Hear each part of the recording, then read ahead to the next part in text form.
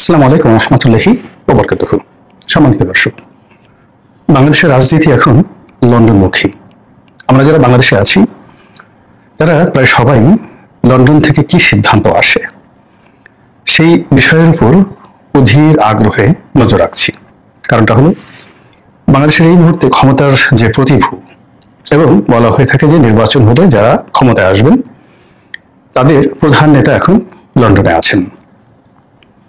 আবার অন্যদিকে এখন এই মুহূর্তে রাষ্ট্র পরিচালনায় নিযুক্ত ডক্টর মোহাম্মদ ইউনূস তিনিও লন্ডন গিয়েছেন। তার এই লন্ডন গমন নিয়ে পক্ষে বিপক্ষে নানা রকম কথাবার্তা রয়েছে। প্রথম দিকে যেটা বলা হলো যে তিনি ইংল্যান্ডে গেছেন, মূলত ইংল্যান্ডের যে রাজা তার একটি পুরস্কার রয়েছে, বিভিন্ন সেক্টরে তিনি গুণী ব্যক্তিদের পুরস্কার দেন এবং তিনি সেই পুরস্কার ডক্টর মোহাম্মদ ইউনূসকে এবছর দেবেন।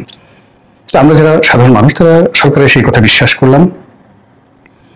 তারপর দেখা গেল যে আওয়ামী লীগ পন্থী যারা লোকজন, বিশেষ করে জনাব সজীব ওয়াজেদ জয়, তিনি ইন ডিটেলস একটা ফেসবুক স্ট্যাটাস দিলেন যে রাজা চার্লস যে পুরস্কার দিচ্ছেন সেই পুরস্কারের যে তালিকা, অর্থাৎ কারা কারা পাচ্ছেন সেই তালিকার মধ্যে ডক্টর মোহাম্মদ ইউনূসের নাম নেই। এবং এরপরে বাংলাদেশে যারা বিভিন্ন লোকজন রয়েছেন, ইউটিউবার রয়েছেন, যারা সামাজিক মাধ্যমে বিভিন্নভাবে কন্ট্রিবিউট করে আসছেন, তারা কন্টেন্ট তৈরি করে বলা শুরু করলেন যে আসলে ডক্টর মোহাম্মদ ইউনূস যে ইংল্যান্ডে যাচ্ছেন সেখানে যে সকল মানুষের নাম পুরস্কারের তালিকায় ঘোষিত হয়েছে বা যে সকল প্রতিষ্ঠানের নাম ঘোষিত হয়েছে আমাদের জানা মতে প্রথমত সেখানে ডক্টর মোহাম্মদ ইউনূসের নাম নেই। অন্যদিকে যে সকল প্রতিষ্ঠানকে পুরস্কার দেওয়া হচ্ছে সে সকল প্রতিষ্ঠানের সঙ্গে ডক্টর মোহাম্মদ ইউনূসের সম্পর্ক রয়েছে কি নেই ওটা নিয়ে বাংলাদেশের কোনো লোক বলতে পারছেন না, এবং তারপর তিনি ইংল্যান্ডে গিয়েছেন। এর মধ্যে দুটো গুরুত্বপূর্ণ ঘটনা ঘটে গেছে।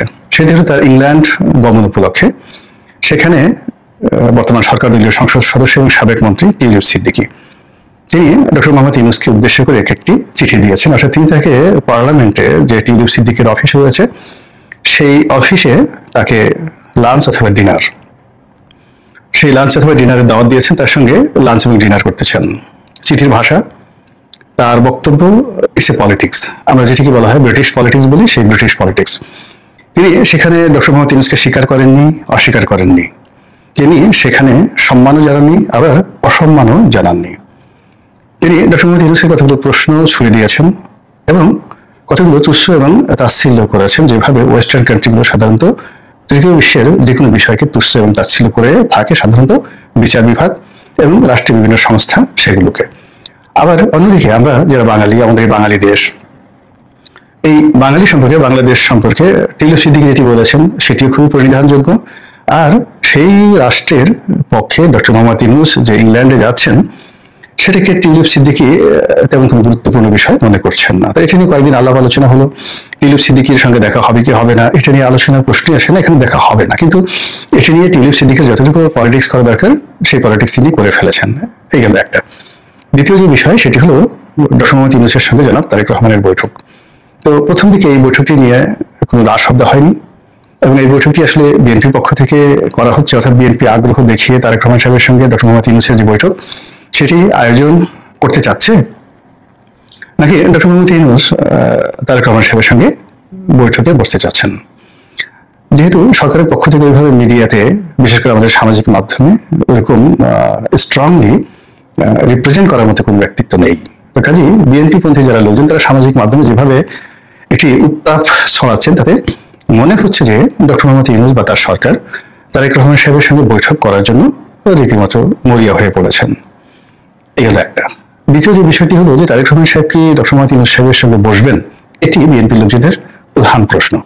অন্যদিকে বিএনপি মনে করছে যে তারেক রহমান সাহেব যদি ডিজায়ার করেন বসার জন্য, অনুমতি দেন বা তিনি রাজি হন, তখন ডক্টর মোহাম্মদ ইউনূস তার সঙ্গে বৈঠক করতে বাধ্য ইংল্যান্ডের মাটিতে।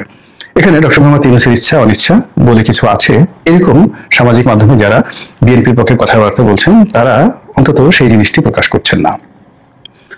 আমরা বাংলাদেশে বসে যে জিনিসগুলো জানতে পেরেছি সেটা হলো জনাব তারেক রহমান সাহেব প্রশ্ন করেছেন কেন বসবেন, কিভাবে বসবেন। আবার কেউ কেউ বলছেন যে তিনি একেবারেই রাজি ছিলেন না প্রথম দিকে, পরবর্তীতে তিনি রাজি হয়েছেন। বাংলাদেশের বেশ কয়েকটি মেইন স্ট্রিমের যে পত্রিকা সেখানে নিউজ এসেছে যে সরকারের সঙ্গে বিএনপি যে একটি মুখোমুখি অবস্থানে চলে এসেছে, একটি সংঘাতপূর্ণ পরিবেশ প্রায় তৈরি হয়ে গেছে, এবং এই যে আমাদের পবিত্র ঈদুল আজহার যে বন্ধ সরকারি ছুটি, এই ছুটির পরে রাজনৈতিক অঙ্গন উত্তপ্ত হয়ে পড়বে এবং এই উত্তপ্ত অবস্থা থেকে সরকারকে এবং বিএনপিকে রক্ষা করার জন্য বেগম জিয়া, বিএনপির চেয়ারপারসন, তিনি উদ্যোগ গ্রহণ করেছেন এবং তিনি নির্দেশ দিয়েছেন যে এই মুহূর্তে সরকারের সঙ্গে কখনোই অসহযোগিতা করা যাবে না। এতে করে বিএনপি এবং সরকারের কারোরই লাভ হবে না। এইভাবে পত্রপত্রিকায় একটা উত্তাপ ছড়িয়ে মূলত বিএনপির যারা লোকজন, তারা বিএনপির মর্যাদাকে আফুল করতে চাচ্ছে অথবা বিএনপির মুখ রক্ষা করতে চাচ্ছে, হোয়াট এভার মেবি। আমরা সেই বিষয়গুলোতে আলোচনা না করে আজকের যে প্রসঙ্গ সেটি হলো, আজকে 10 তারিখে আমি এই ভিডিওটা করছি।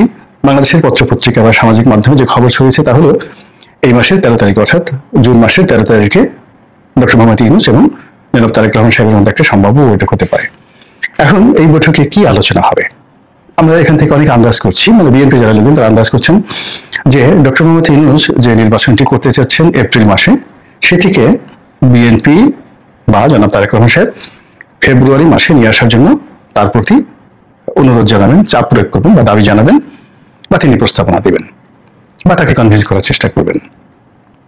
আর জনাব ডক্টর মোহাম্মদ ইউনূস তিনি যদি এই দাবি মেনে নেন তাহলে তার কোনো কথাই রইল না, ফেব্রুয়ারি মাসে নির্বাচন হবে এবং ফেব্রুয়ারি মাসে নির্বাচন হওয়ার জন্য রাজনৈতিক দলগুলো মোটামুটি ঐক্যমত্যে পৌঁছে গেছে। জামাতও বলেছে যে ফেব্রুয়ারি মাসে নির্বাচন হতে পারে, তাহলে তার কোনো সমস্যা রইল না। আর এরকম যদি একটা সরল সমীকরণ হয়ে যায়, ফেব্রুয়ারি মাসে নির্বাচন হবে, তাহলে তার কোনো অনিশ্চয়তা থাকলো না। ডক্টর মোহাম্মদ ইউনূস চিঠি নির্বাচন দিবেন, বিএনপি ক্ষমতায় আসবে, আর ডক্টর মোহাম্মদ ইউনূস ক্ষমতা হস্তান্তর করে সসম্মানে তার জায়গাতে পৌঁছে যাবেন। এটাই আপাতত মনে হচ্ছে, কিন্তু ঘটনা কি এত সহজ? রাজনীতি কি এতটা সরল? এবং আমরা যেভাবে কাউন্ট করি বা আমরা যেভাবে হিসাব করি ঠিক ওইভাবে কি রাজনীতির মাঠ, মানে ওভাবে রাজনীতির মাঠে গোছানো সম্ভব বা রাজনীতির মাঠে ওই ধরনের কার্যক্রম চলে? মোটেও নয়। বাস্তব ব্যাপার হলো এটা ভীষণ রকম একটা জটিল প্রক্রিয়া রাজনীতির অঙ্গন। এখানে প্রতিটি মিনিটে মিনিটে সিদ্ধান্ত পরিবর্তন হয়ে যায়, পরিবেশ পরিস্থিতি পরিবর্তন হয়ে যায় এবং 24 ঘন্টার ব্যবধানে রাজা ফকির হয়ে যায় আর ফকির রাজা হয়ে যায়। কাজেই সেখানে 2026 সনের এপ্রিল মাস হোক কিংবা ফেব্রুয়ারি মাস হোক কিংবা জুন মাস হোক, যেটি ডক্টর মোহাম্মদ ইউনূসের একেবারে চূড়ান্ত মনোবাসনা ছিল যে 2026 সনের এপ্রিল মাসের 30 তারিখের মধ্যে নির্বাচন হবে। আমার ব্যক্তিগত অভিমত ছিল যে এটি যদি বিএনপি মেনেও নেয় তবুও 2026 সনের জুন মাসে নির্বাচন হবে না। আবার এই যে ডক্টর মোহাম্মদ ইউনূস বলেছেন যে এপ্রিল মাসে নির্বাচন হবে প্রথমার্ধে, মানে 15 তারিখের মধ্যে, এটাও আমার কাছে মনে হচ্ছে যে সরকার একটি কৌশল, অর্থাৎ এই নির্দিষ্ট সময় পর্যন্ত বিএনপিকে স্টপ রাখা, পরবর্তীতে যা হবে তা হবে। আবার বিএনপির পক্ষ থেকে যা কিছু করা হচ্ছে, কাউন্টার প্রস্তাব দেওয়া হচ্ছে বা ডক্টর মোহাম্মদ ইউনূসের সঙ্গে একটা সমঝোতার চেষ্টা করা হচ্ছে, এটিও শেষ পর্যন্ত হবে না। এবং এখানেও মোটামুটি কূটনীতি, ভাওতাবাজি বা ধরুন মনে একরকম বাইরে একরকম এরকম একটা পরিবেশ পরিস্থিতি তৈরি হবে বলে আমি মনে করছি। তো এরকম যখন একটা মতদ্বৈততা, বিভেদ, বিসংবাদ, ঠিক সেই সময়টাতে জনাব তারেক রহমান এবং ডক্টর মোহাম্মদ ইউনূসের যে বৈঠকটি, বৈঠকটি নানা কারণে আমার দৃষ্টিতে বুমেরাং হবে। বুমেরাং হবে হলো দুইজনের মধ্যে